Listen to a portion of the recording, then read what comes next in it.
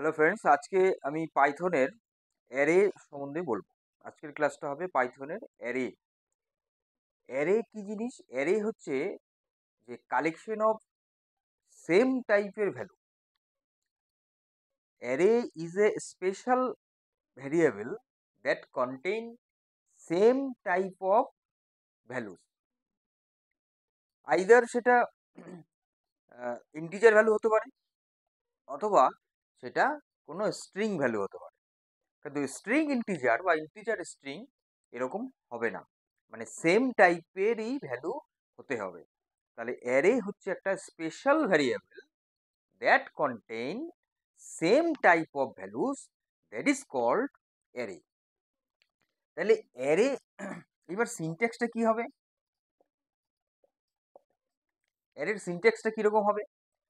এ যদি একটা ভ্যারিয়েবল হয়, এ একটা ভ্যারিয়েবল, তার থার্ড ব্র্যাকেটের মধ্যে লিখতে হবে যে suppose x Y Z comma A B c comma M N ও, এই আমি তিনটে স্ট্রিং নিলাম, একটা এক্স ওয়াই জেড, একটা এবিসি, একটা এম এন ও। এই তিনটে স্ট্রিং একটা ভ্যারিয়েবলের মধ্যেই কিন্তু রইল। যে ভ্যারিয়েবলটা হচ্ছে একটা স্পেশাল ভ্যারিয়েবল, যেটা আমি বললাম যে array is a special variable that contain same type of values. এখানে একই টাইপের ভ্যালু আছে, সবই স্ট্রিং। কখনোই এরকম হবে না যে এক্স ওয়াই জেড 1 2 3 আবার এম এন ও এরকম কিন্তু হবে না। এটা রং, দ্যাট ইজ এটা রং। রাইট কোনটা? এটা হবে রাইট, যে অ্যারে হচ্ছে সেম টাইপের ভ্যালুটাই কন্টেন করবে। এটা হলো অ্যারে কাকে বলে আর অ্যারে সিনট্যাক্স। এইবার অ্যারের যে ভ্যালুগুলো, সেই ভ্যালুগুলোকে আমরা কিভাবে ফেচ করব সেটা আমরা দেখব। তাহলে সেটা আমরা কিভাবে দেখব, যে কিভাবে আমরা অ্যারের ভ্যালুটাকে আমরা ফেচ করব।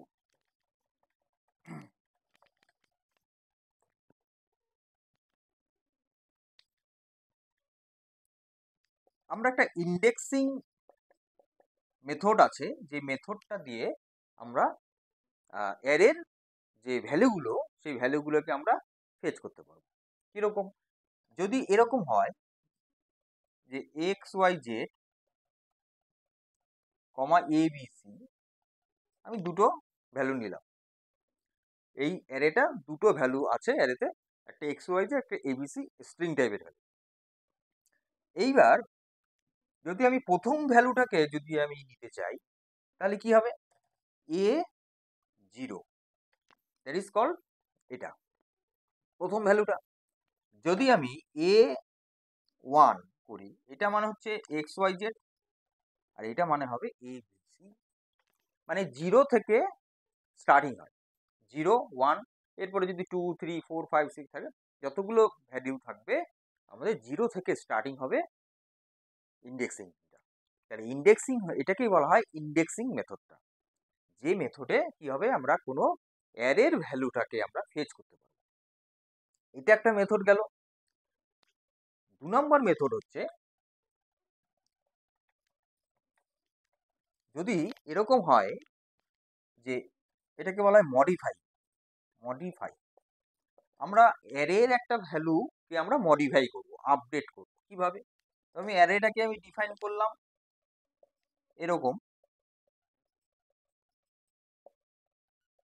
এরকম অ্যারেটাকে ডিফাইন করলাম। এবার আমি এখানকার কোনো একটা ভ্যালুকে আমি আপডেট করব।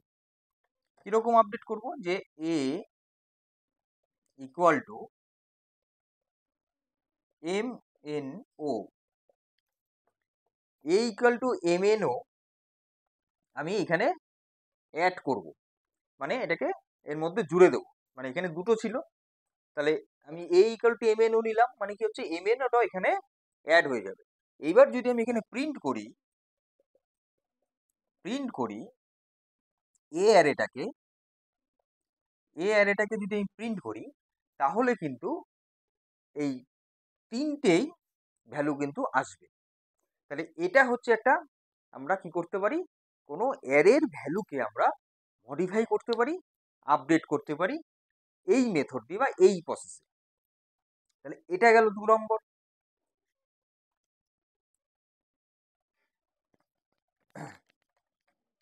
এটা গেল 2 নম্বর মেথড। 3 নম্বর মেথডে আমি দেখাবো যে আমরা কি করি, অ্যারের যে ভ্যালুগুলোকে আমরা কিন্তু লুপিং এর সাহায্যেও কিন্তু আমরা তাকে ফেচ করতে পারবো। ধরো এরকম এ থাকলো, x Y Z A B C, এরকম একটা অ্যারে থাকলো। এবার অ্যারের ভ্যালুগুলোকে আমি ফেচ করব কিভাবে, একটা লুপিং চালিয়ে, যে ফর আই ইন এ, মানে এটা হচ্ছে এই স্পেশাল টাইপের যে ভ্যারিয়েবলটা, যেটা অ্যারেটা, সেই অ্যারের মধ্যে যে আইটা কি হবে, আইটা হচ্ছে ইনিশিয়ালাইজ হচ্ছে, এটা আইটা হচ্ছে ইনিশিয়ালাইজ ভ্যারিয়েবল। তাহলে এখান থেকে কি হবে, এইবার যদি আমি প্রিন্ট করি এ আই, এটা যদি করি তাহলে কি হবে, তাহলে কিন্তু এই পরপর 0 1, এরপরে যদি আরও থাকতো তাহলে কিন্তু 0 1 2 3 4 5 এইভাবে কিন্তু প্রিন্টগুলো হয়ে থাকতো। যেটা আমরা এর আগের বার যেটা আমরা প্রিন্ট ডাইরেক্ট অ্যারেটাকে প্রিন্ট করে দিয়েছিলাম, সেটা আমি একটা ফর লুপ দিয়ে অ্যারেটাকে প্রিন্ট করব। একই সেম মেথডেই কিন্তু সেমভাবেই কিন্তু আউটপুটটা আসবে। মানে আউটপুটটা আসবে কিরকম, এরকমই আসবে, এক্স ওয়াই জেড এবিসি, এরকম পরপর যদি আরও থাকে তাহলে আরও আসবে। এইভাবে পরপর পরপর ভাবে আসতে থাকবে যদি ফর লুপ দিয়ে এইভাবে চালাই। তবে এইখানে তাহলে একটা জিনিস বোঝার আছে, যে জিনিসটা কি না, ইন এ মানে অ্যারের মধ্যে আমি তো রেঞ্জটা, আমরা অ্যাকচুয়ালি ফর লুপে কি হয়, এখানে রেঞ্জ হয়, যে ফর আই ইন রেঞ্জ কত, তাই কি না, 5 বা 6 বা 7 এর রেঞ্জ থাকে। তাহলে এখানে তো আমি রেঞ্জ দিলাম না, এখানে কি দিলাম, এখানে ভ্যারিয়েবল নামটা দিলাম। তাহলে এখানে বুঝতে হবে যে এইটাই হলো রেঞ্জ, যে এটা হচ্ছে রেঞ্জ হিসেবে কাজ করছে। তাহলে এইবার এইবার তোমরা বলবো, আরে স্যার এখানে তো এ দেওয়া হলো, এর নাম দিল, রেঞ্জ হলো না কেন, সংখ্যা হলো না? হ্যাঁ হলো, অবশ্যই হলো। কেন? কারণ এখানে যখন এটাকে নিচ্ছি তখন এখানে এর যে লেন্থটা, সেই লেন্থটা এখানে কাউন্ট হয়। এর লেন্থ বলতে কোনটা, না এর মধ্যে ভ্যালু কতগুলো আছে, দুটো আছে না তিনটে আছে না চারটে আছে না পাঁচটে আছে, সেটা কিন্তু এই লেন্থটা নিয়ে নিচ্ছে। এটা হচ্ছে সেই লেন্থটা, বুঝতে পারলাম?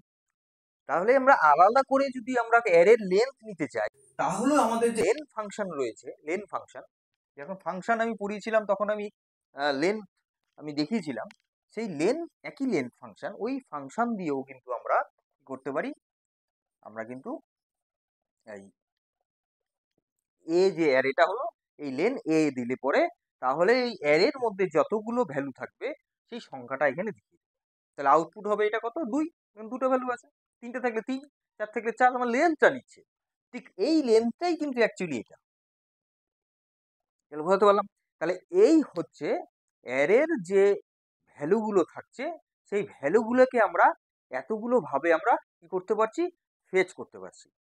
যতগুলো আমি দেখালাম, প্রথম দেখালাম যে একটা সিম্পল ওয়েতে, যে একটা অ্যারে নিলাম, সেখান থেকে আমি প্রিন্ট করে দিলাম ডাইরেক্ট অ্যারেটাকে, এটা একটা। 2 নাম্বার দেখালাম হচ্ছে কি না, ইন্ডেক্সিং দিয়ে A0 A1 A2 A3 এইভাবে ইন্ডেক্সিং দিয়ে আমি অ্যারেটাকে প্রিন্ট করাতে পারি। আর 3 দেখালাম কোনটা, ফর লুপিং দিয়েও করা যেতে পারে। আর আরেকটা যেটা মডিফাই করে দেখালাম, যে একটা অ্যারে যদি থাকে তার মধ্যে যদি আমি এক্সট্রা করে আরও একটা ভ্যালু অ্যাড করতে চাই, তাহলে আমি এটা দেখে দিলাম যে কিভাবে আমি ওই অ্যারের মধ্যে একটা ভ্যালু অ্যাড করব। তাহলে এই হচ্ছে বেসিক্যালি হলো অ্যারে ভ্যালুগুলোকে আমি এতগুলো ভাবে আমি ফেচ করতে পারি। তাহলে এটা গেল একটা। এইবার আমি যেটা দেখাবো, যে অ্যারের মধ্যে কতগুলো ফাংশন আছে যেগুলো ইনবিল্ট ফাংশন আছে, অনেকগুলোই 7-8-10টার মতন আছে, 10টার মতন ফাংশন আছে, কিন্তু অতগুলো ফাংশন আমাদের এই মুহূর্তে দরকার নেই। আমাদের যেটা জানতে হবে, একটা হচ্ছে কি অ্যাপেন্ড, অ্যাপেন্ড ফাংশন। অ্যাপেন্ড মানে কি, অ্যাড করা, মানে যেটা আমি ওই যে মডিফাইতে যেটা দেখাচ্ছিলাম, যে A, B, C, X, Y, Z, সেখানে আমি আবার এর মধ্যে আর একটা MNO বলে আর একটা ভ্যালু অ্যাড করে দিচ্ছিলাম, সেটা এই অ্যাপেন্ড গুলোও কিন্তু অ্যাড করা যাবে। মানে সাপোজ যদি এরকম অ্যারেটা যদি এরকম হয়, তাহলে সেখানে আমি A ডট অ্যাপেন্ড বলে এর ভেতরে আমি ভ্যালুটা লিখে দেবো, তাহলে ওই ভ্যালুটা এই অ্যারেটার মধ্যে অ্যাড হয়ে যাবে। বুঝতে পারলাম? তাহলে এইটা একটা মেথড আছে, এটা একটা মেথড। 2 নাম্বার মেথড হচ্ছে কি, আরেকটা মেথড হচ্ছে যেটা আমাদের লাগবে, যেটা কি না pop function. Pop function, pop ফাংশনটা কি? পপ ফাংশন হচ্ছে যে এই অ্যারেটার মধ্যে যে ভ্যালুগুলো থাকবে তার যদি একটা নির্দিষ্ট কোনো একটা ভ্যালুকে যদি আমাকে ডিলিট করে দিতে হয়, মুছে দিতে হয়, তাহলে কিন্তু আমাদের হচ্ছে পপ ফাংশনটা লাগবে। এই যে পুশ ফাংশন, পপ ফাংশন, এইটা খুব কাজে লাগে হচ্ছে ডেটা স্ট্রাকচারে। ডেটা স্ট্রাকচার নিয়ে আমি যখন ক্লাস করাবো তখন ওখানে পুশ ফাংশন, পপ ফাংশনটা খুব লাগে। পুশ ফাংশন মানে হচ্ছে কোনো একটা যে অ্যারে থাকলো, ওই অ্যারের মধ্যে কোনো ডেটা যদি আমরা অ্যাড করতে হয়, পুশ করতে হয়, মানে কি কোনো ডেটার মধ্যে ঢুকাচ্ছি, তাহলে সেক্ষেত্রে আমি পুশ ফাংশন নেব। কোনো নির্দিষ্ট একটা পজিশনে আমি যদি কোনো ডেটা অ্যাড করি তাহলে সেক্ষেত্রে পুশ ফাংশন লাগবে। কিন্তু যদি অ্যাপেন্ড দিয়ে করি তাহলে কোনো নির্দিষ্ট জায়গায় হবে না, সেটা লাস্টে গিয়ে অ্যাড হবে। কথাটা বোঝা গেল? তাহলে পুশ ফাংশন আর অ্যাপেন্ড ফাংশনের মধ্যে ডিফারেন্ট হচ্ছে এটাই, যে পুশ ফাংশনে কোনো একটা নির্দিষ্ট একটা অ্যাড্রেস দিতে হবে, যে কোন অ্যাড্রেসে গিয়ে ভ্যালুটা অ্যাড হচ্ছে। কিন্তু অ্যাপেন্ড ফাংশনে কিন্তু কোনো অ্যাড্রেসের প্রয়োজন নাই, সেটা কি হবে, ওই অ্যারের লাস্টে গিয়ে অ্যাড হবে। ঠিক সেম ওয়েতেও হচ্ছে পপ ফাংশন আর রিমুভ ফাংশন। পপ ফাংশনও ডিলিট হচ্ছে, রিমুভ ফাংশনও ডিলিট হচ্ছে। রিমুভ ফাংশনেও কিন্তু ডিলিট হবে, রিমুভ ফাংশনেও কিন্তু ডিলিট হবে। কিন্তু দুটোর মধ্যে ডিফারেন্টটা কোথায়? পপের মধ্যে ডিফারেন্ট হচ্ছে, পপ হচ্ছে কি করে, একটা নির্দিষ্ট ইন্ডেক্সিং এ গিয়ে গিয়ে ডিলিট হবে। মানে সাপোজ যদি 3টে ভ্যালু থাকে, যে আমি যদি দিই পপ 3, তাহলে কি হবে, 3 নাম্বার যে ভ্যালুটা সেটা ডিলিট হবে, বাকি দুটো থাকবে। আবার রিমুভ যদি করি তাহলে কি হবে, রিমুভ দিয়ে কিন্তু সেখানে সেটা কিন্তু ইন্ডেক্সিং হয় না, মানে 0 1 2 এরকম আসে না। সেখানে কি করতে হবে, রিমুভ করতে হলে আমাকে কিন্তু সেই ভ্যালুটা এখানে লিখে দিতে হবে, যে কোন ভ্যালুটাকে তুমি রিমুভ করতে চাচ্ছ। মানে সেম জিনিসই হচ্ছে অ্যাপেন্ড আর পুশ, সেম মানে সেম জিনিসই হচ্ছে আবার পপ আর হচ্ছে রিমুভ ফাংশনটা। বোঝা গেল? তাহলে এই কটা ফাংশন হচ্ছে বেসিক্যালি লাগে ডেটা স্ট্রাকচারের সময়। অ্যারের এই ফাংশনগুলো খুব কাজে লাগে। অ্যাপেন্ড, অ্যাড, অ্যাপেন্ড করা, অ্যাড করা, তারপরে পুশ ফাংশন, তারপরে পপ ফাংশন, তারপরে রিমুভ ফাংশন, এগুলো খুব কাজে লাগে। তো এই কটা জিনিস জানার খুব দরকার আছে। এছাড়া আরো অনেক ফাংশন, যেমন লেন্থ ফাংশন আমি অলরেডি বলে দিলাম, এরকম অনেকগুলো কিছু ফাংশন থাকে, যেটা তোমরা যখন তোমাদের পাইথনের যে টেক্সট বুকটা পড়বে, তোমাদের এখন তো স্কুলেও পাইথনের আছে, ক্লাসে আছে, সেই টেক্সট বুকটার মতো দেখবে অনেক মেথডগুলো রয়েছে, সেই মেথডগুলো একবার দেখে নেবে, ব্যাস হয়ে যাবে, জাস্ট না, অতটা দরকার নেই। মেন জানার বিষয় হচ্ছে যে অ্যারেটা কি, হোয়াট ইজ অ্যারে, অ্যারের সিনট্যাক্সটা কি, অ্যারে আমি কিভাবে লিখবো। হ্যাঁ, অ্যারের প্রোগ্রামিং যখন আমি দেখাবো, আজকেরটা তো থিওরি ক্লাস হচ্ছে, আমি অ্যারের প্রোগ্রামিং ক্লাসটাও দেখাবো, যে কয়েকটা দুটো এক্সাম্পল নিয়ে আমি দেখাবো যে অ্যারের প্রোগ্রাম কিভাবে হবে। তো সেই জায়গাটাতে কিন্তু ব্যাপারটা ক্লিয়ার হয়ে যাবে, আরো ক্লিয়ার হবে। আমি থিওরিটা, আমি তো আমার, আমি একটাই বলি যে থিওরি এক এক কনসেপ্ট ক্লিয়ার করতে হবে, তারপর প্র্যাকটিক্যাল কনসেপ্ট ক্লিয়ার হবে। ঠিক আছে? তাহলে এই হচ্ছে মেইন হলো আজকের ক্লাসে বলার, যে পুরো অ্যারেটাই কিন্তু আমি মোটামুটি ভাবে আমি তোমাদেরকে ইজি ভাবে বলে দিলাম।